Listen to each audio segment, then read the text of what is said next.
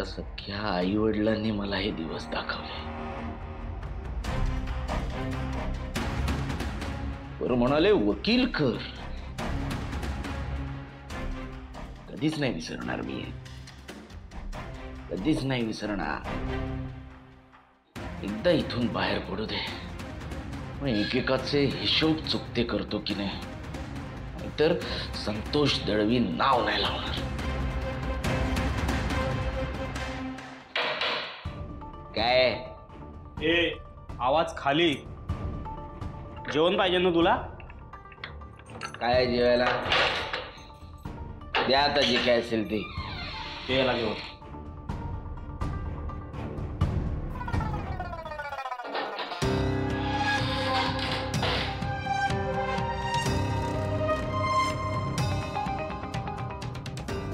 हे जेवण आहे?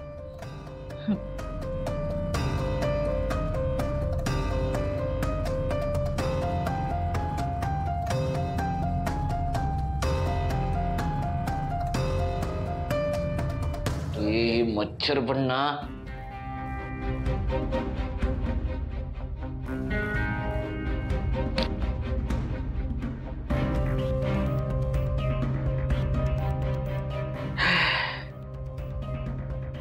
ते धड मला ही भाकरी तोडता येत नाहीये आणि घरी तिकडे सगळे चमचमीत जेवत असणार.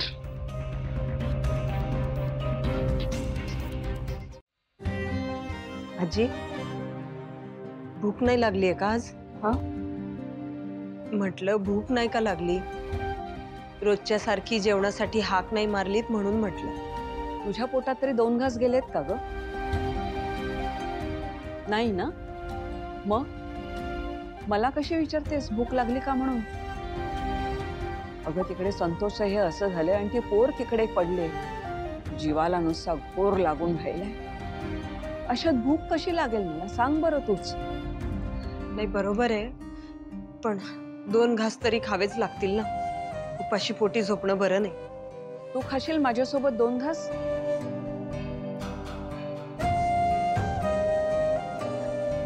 मग नाही जमणार का तुला? कसं जमेल आजी? हे तुरुंगात आहेत, तिथलं जेवण त्यांना आवडलं असेल नसेल, ते जेवले असतील नसतील काही माहित नाही. अगं मग डबा घेऊन जा त्याच्यासाठी.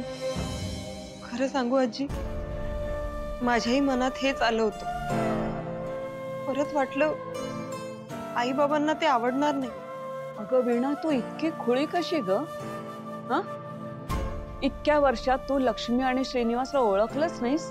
त्यांचा राग त्यांच्या मुलावर आहे. तू तुझ्या नवऱ्यासाठी काय करतेस याचे त्यांना काही नाहीये.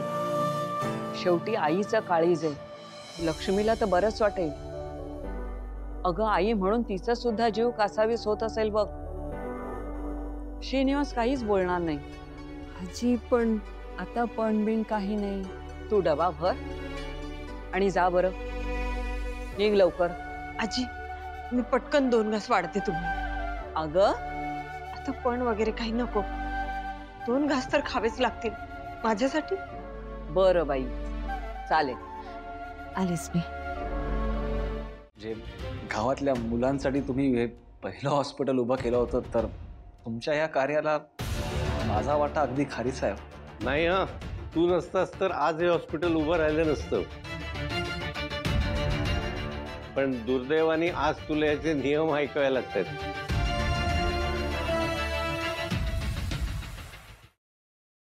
काय होईल काय होईल? मी टेस्ट केली आहे तर खरं, पण खरंच मी प्रेग्नेंट असेन का?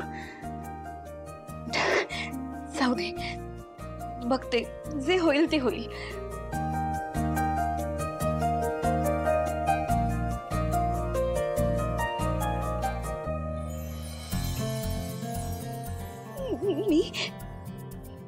मी आई होणार आहे.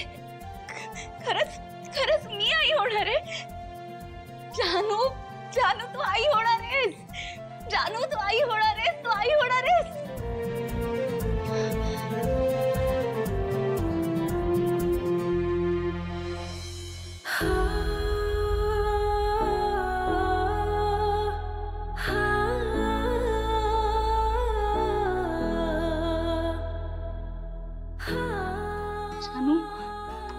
आता असं वेड्यासारखं नाही हा वागायचं.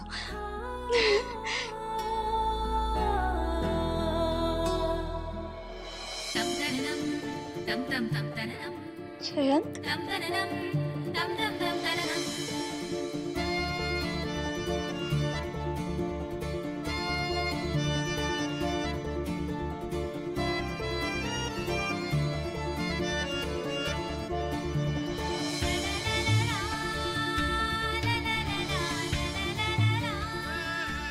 तू माझी बेस्ट फ्रेंड आहेस.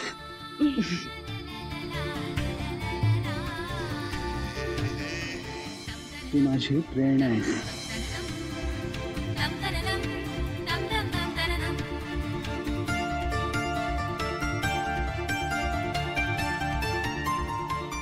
जयंतला सांगायला हवं.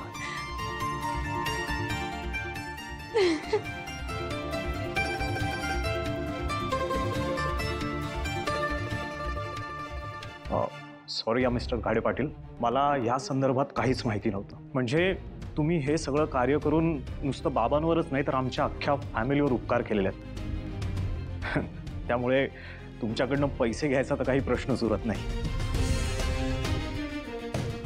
आम्ही सगळे ऑपरेशनच्या तयारीला लागतो आणि उद्या सकाळी ठीक 7 वाजता आनंदीचं ऑपरेशन होईल. येस.